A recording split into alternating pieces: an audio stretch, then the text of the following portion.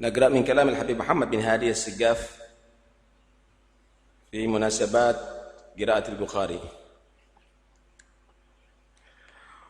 وقال رضي الله عنه: أيها الحاضرون، البخاري قرب وقت قراءته، ونرى لنا بحمد الله وجهة صادقة وهمة قوية، ما نفكر في شيء في أمورنا، بل نوينا أن نصرف جميع الهم إليه.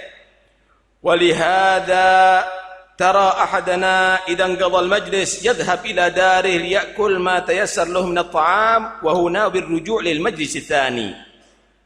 وبهذه النية الخالصة صار ذهابه وجلوسه في بيته كله طاعة، فضلا عن رجوعه. وأنتم أيها الحاضرون، من يأتي لقراءة البخاري يأتي بأدب، فمن جاء كذلك أهلا به، ومن لا يتأدب لا يجيء، يبقى في داره، وقسمه من الفضل الإلهي سيصل إليه. لأننا نوينا بقراءتنا البخاري النفع لنا ولغيرنا، ونوينا مطالب حسية ومعنوية لنا خاصة، ولأهل بلدنا عامة، ولسائر بلدان المسلمين. وأما أنا إلا مثل واحد منكم ونائب عن الكل، وهذه قراءة مشهورة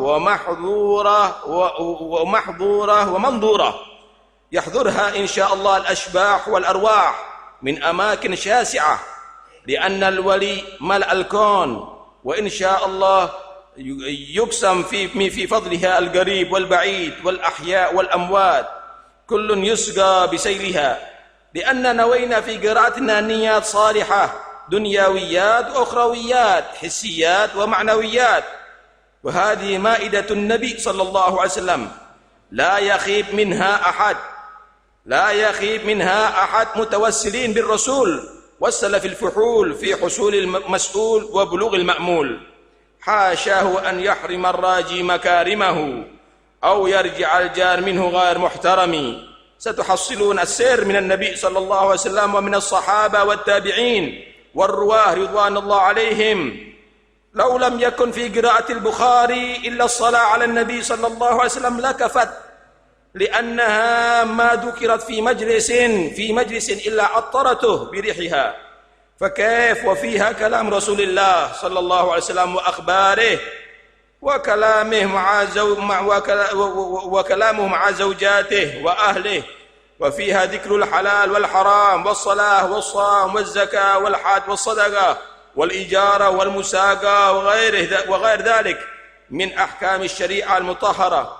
ومع ذلك مصنفه من كبار الأولياء، وبلغنا إنه حال تصنيفه لا يضع حديثا إلا بعد أن يصلي ركعتين سنة الاستخارة في الحرم، ثم يستخير الله في وضعه وصنفه في 16 سنة. ويروى إنه مر يوما من الأيام على أناس في الطريق في حال صغره، قالوا هذا يحفظ 1000 حديث عن رسول الله صلى الله عليه وسلم عن ظهر القلب. فسألوه فقال لهم بل 100,000 حديث أحفظها. فقالوا له أتملي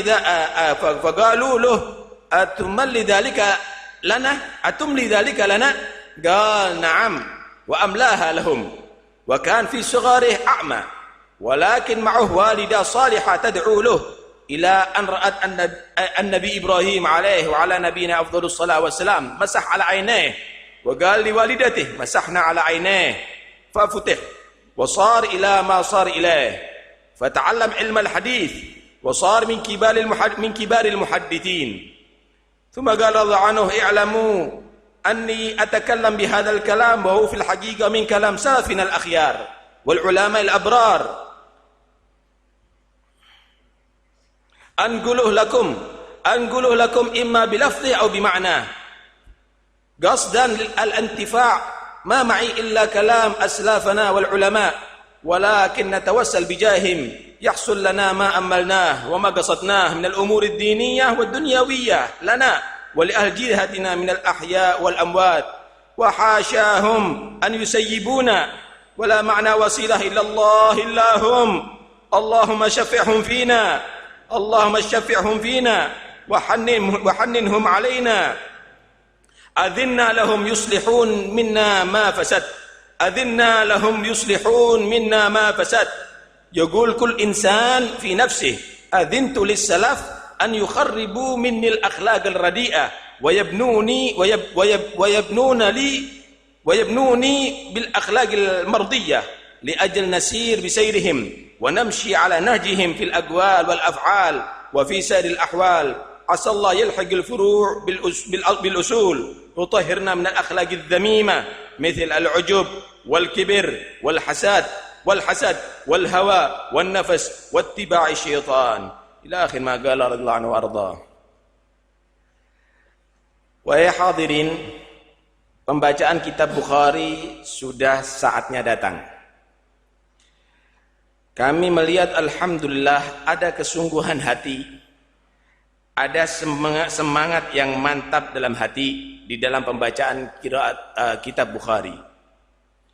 Kita tidak berpikir dalam urusan-urusan ini, dalam urusan bacaan Bukhari, menghadiri majlis, kecuali menyatukan pandangan, menyatukan keinginan untuk mengambil manfaat dari hadis Rasulullah. Karena itu kita dapatkan tidak ada selesai daripada majlis dan ada yang pulang dari majlis untuk mengambil makan kecuali dia ingin kembali menghadiri majlis berikutnya. Karena niat yang ikhlas inilah, maka sekalipun dia ada di dalam rumah, dia mendapatkan pahalanya taat, pahalanya berbuat taat kepada ganjaran taat kepada Allah Subhanahu wa taala karena dia niat dalam rumahnya untuk menghadiri majlis semula. Sekalipun dia tidak hadir, dia mendapatkan pahala itu, apalagi dia kembali untuk menghadirinya. Tapi kami berharap yang menghadiri majlis hendaknya beradab. Siapa yang datang menghadiri majlis dengan adab, ahlan wa sahlan. Tapi kalau tidak bisa beradab, ngomong-ngomong sendiri, maka jangan menghadiri majlis. Tetap dia akan mendapatkan bagian pahala ada di rumahnya. Karena kami niat membuat majlis Bukhari ini bukan untuk pribadi kami. Kami niat untuk kami, untuk yang hadir, untuk yang tidak hadir, untuk yang ada di kota maupun yang ada di luar kota. Kami niat mengadakan qiraatul Bukhari bukan hanya sekedar untuk menghadirkan jasmani kami, bahkan kita menghadirkan arwah daripada orang-orang solihin yang sebelum kita. Bacaan ini akan dihadiri oleh mereka dan akan diperhatikan oleh mereka insyaallah. Dan mereka semuanya akan hadir insyaallah.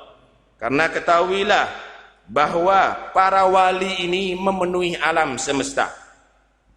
Alam semesta dipenuhi oleh para wali. Arwah mereka tetap akan memperhatikan kita semuanya. Dan siapa yang punya niat yang baik akan mendapatkan bagiannya. Kullin yusga bisailiha. Ketahuilah, niat kita semuanya adalah untuk urusan duniawi, untuk urusan ukhrawi. Yang jelas maupun yang maknawi. Dan ini semuanya adalah bagian daripada suguhan atau maidah daripada Rasulullah sallallahu alaihi wasallam. Tidak ada seorang pun yang akan sia-sia dan menyesal jika bertawassul dengan Rasulullah, jika bertawassul dengan salafus saleh untuk menghadapkan segala harapannya. Hasya ayyahrimar raji makarimahu au yarji'al jan minu ghair muhtarami. Nabi belum pernah mengecewakan tetangganya. Nabi belum pernah mengecewakan tamunya, dan kita semuanya ada di majlis ini adalah menjadi tetamu Rasulullah untuk mendengarkan hadisnya Rasulullah, bimbingan Rasulullah sallallahu alaihi wasallam.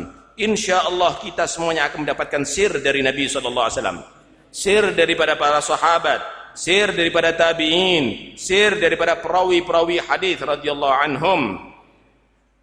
Kalau seandainya di dalam pembacaan Bukhari ini tidak ada kecuali salawat kepada Nabi sallallahu alaihi wasallam, maka itu cukup. Kenapa? Karena salawat kepada Rasulullah tidak dibacakan di satu majlis kecuali akan membuat semerbak itu majlis berkat salawat kepada Nabi sallallahu alaihi wasallam. Apalagi yang kita baca bukan hanya salawat, di situ ada kalam Rasulullah sallallahu alaihi wasallam. Di situ ada sejarah Rasulullah sallallahu alaihi wasallam. Di situ bagaimana Nabi berbicara terhadap istrinya, terhadap keluarganya. Di situ bagaimana Nabi menerangkan tentang halal dan haram. Salat, puasa, zakat, haji, sedekah, ijarah, musaga. Di situ Nabi menerangkan tentang syariah. Dan apalagi pengarangnya adalah seorang wali yang sangat besar. Beliau Al-Imam Al-Bukhari radhiyallahu anhu diriwayatkan tidaklah mengambil satu hadis kecuali setelah diistikharai, saudara. Itu hadis diistikharai, dan jika mendapatkan petunjuk maka dicatat itu hadis. Selama 16 tahun beliau bekerja untuk mengumpulkan hadis Rasulullah sallallahu alaihi wasallam. Satu hari ketika beliau masih kecil, masih muda, berjalan, ada orang-orang yang membicarakan, nih Bukhari ini, Muhammad bin Ismail ini sekalipun masih kecil udah hafal 1000 hadis dengan sanadnya. Maka orang-orang terperanjat, 1000 hadis. Ditanya, benar kamu hafal 1000 hadis? Enggak, aku hafal 100.000 hadis Rasulullah. Beneran? Siap kamu akan utarakan? Siap. Diutarakan satu persatu dengan sanadnya, saudara. Satu persatu dengan sanadnya. Memang Allah subhanahu wa ta'ala membuat manusia yang satu ini adalah orang yang menjaga dan menyampaikan hadis Rasulullah SAW kepada umat beliau sallallahu alaihi wasallam. Diriwayatkan beliau ini asalnya waktu bayinya, waktu kecilnya, masih masa kecil, masa balita, beliau itu buta. Ibunya solihah, ibunya selalu memohon kepada Allah SWT supaya anaknya menjadi orang manfaat. Akhirnya ibunya mimpi Nabi Allah Ibrahim alaihissalam. Kemudian Nabi Ibrahim mengusap kedua mata Imam Bukhari. Waktu itu masih balita. Kemudian Nabi Ibrahim berkata kepada ibunya, aku sudah usap kedua matanya dan sebentar lagi dia akan melihat. Maka bangun dari tidur, dilihat mata Imam Bukhari Muhammad bin Ismail terbelalak dan bisa melihat. Kemudian belajar sampailah daripada ulama yang besar dan menjadi Imamul Muhaddithin radhiyallahu anhu. Kemudian Habib Muhammad bin Hadi As-Segaf berkata, ketahuilah aku berbicara ini bukan ngarang pembicaraan saya. Hakikat pembicaraanku ini adalah kalamnya salafnya kamu, kalamnya datuk-datuknya kamu, kalamnya ulama al-abrar. Aku cuma menukil daripada kalam mereka, baik itu dengan lafaz atau dengan maknanya. Yang aku harap adalah memberikan manfaat kepada kamu. Aku nggak punya apa-apa, kata beliau. Aku nggak punya ilmu. Yang aku tahu adalah kalamnya salafku, kalamnya ulama. Karena itu aku sampaikan dan aku memohon kepada Allah berkat mereka. Insya Allah segala harapan kita akan diberikan oleh Allah. Semua tujuan kita, baik tujuan agama, tujuan dunia, tujuan akhirat, akan disampaikan oleh Allah. Kami tidak punya wasilah perantara kepada Allah kecuali melewat mereka. Ya Allah, jadikan mereka memberikan syafaat kepada kita semuanya. Kami izinkan kepada salaf kita untuk memperbaiki daripada kerusakan yang ada di diri kita.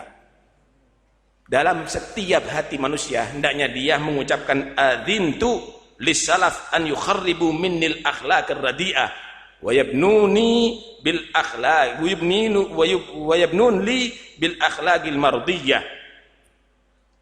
Setiap hati kamu hendaknya ada berharap, aku izini salafku untuk menghancurkan segala akhlak yang tidak baik pada diriku dan membangun pada diriku akhlak-akhlak yang mulia, sehingga kita bisa mengikuti jejak mereka, sehingga kita berjalan dalam tapak mereka, dalam ucapan kita, perbuatan kita, seluruh keadaan kita. Semoga kita yang menjadi cabangnya mereka akan kembali kepada akarnya, asal usulnya, yaitu abauna wa aslafuna salihun. Semoga Allah subhanahu wa ta'ala mensucikan kita daripada akhlak yang tercela seperti ujub, kibir, hasad, hawa, nafas dan ittiba'i syaitan. Wa qala radhiyallahu anhu,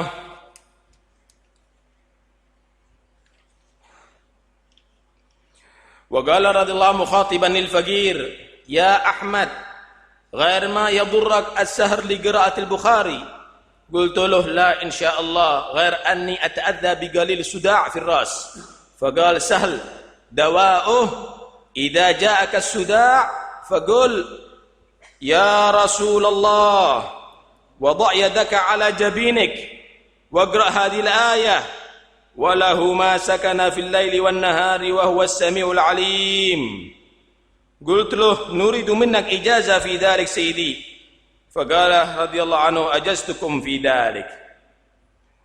Pernah beliau berkata kepada salah seorang muridnya yang bernama Ahmad, wahai Ahmad, mudah-mudahan tidak membuat kamu sakit ya dalam bacaan Bukhari pada malam-malam hari. Murid beliau berkata, insya Allah tidak. Cuma aku ini kadang-kadang datang pening dan pusing ada di kepalaku. Kata Habib, gampang. Obatnya, taruhlah tanganmu ada di dahimu sambil ucapkan ya Rasulullah dan bacalah ayat walahu ma sakana fil laili wan nahar wa huwas samiul alim. Insyaallah kamu akan sembuh. Dan beliau mengijazahkan kepada muridnya. Untuk itu insyaallah kita semuanya, karena sekarang dalam majlis salaf kita akan mendapatkan ijazah bagaimana beliau mendapatkan ijazah dari Habib Muhammad bin Hadi radhiyallahu anhu wa nafa'ana bi fidarain amin.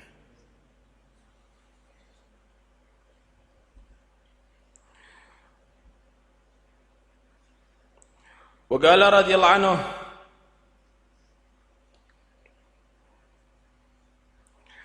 اعلموا أن معنا عزم على قراءة البخاري وجعلنا نيتنا فيها محمولة على نية أسلافنا لأنهم يقرؤون في هذا الشهر وغيره ويقرؤون إلا على نية صالحة ونحن لا علم عندنا ولا عمل ولا نية صالحة وما عندنا من العلم فهو منقول عن ابن حجر والرملي والخطيب والقسطلاني والفخر الرازي وغيرهم ماشي من اجتهادنا وهذا كله من عدم متابعتنا للسلف ولا مشينا على ما مشى عليه سلفنا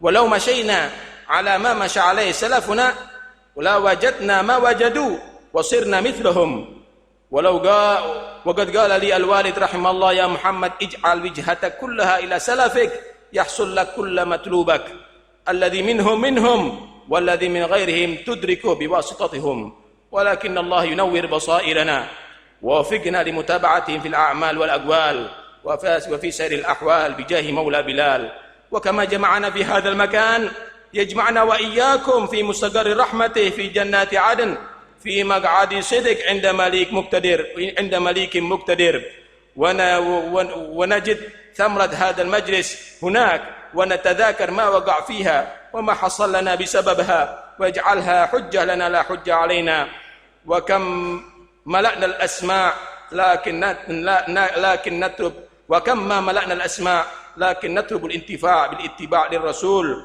والسلف ثم أمر رضي الله عنه بتجديد التوبة فقال قولوا تبنا إلى الله تبنا إلى الله تبنا إلى الله من جميع الذنوب والمعاصي صغيرها وكبيرها ظاهرها وباطنها الله يتقبل توبتنا هذه بجاه النبي وآله والبخاري ورجاله يا أرحم الراحمين يا أكرم الأكرمين يا رب العالمين.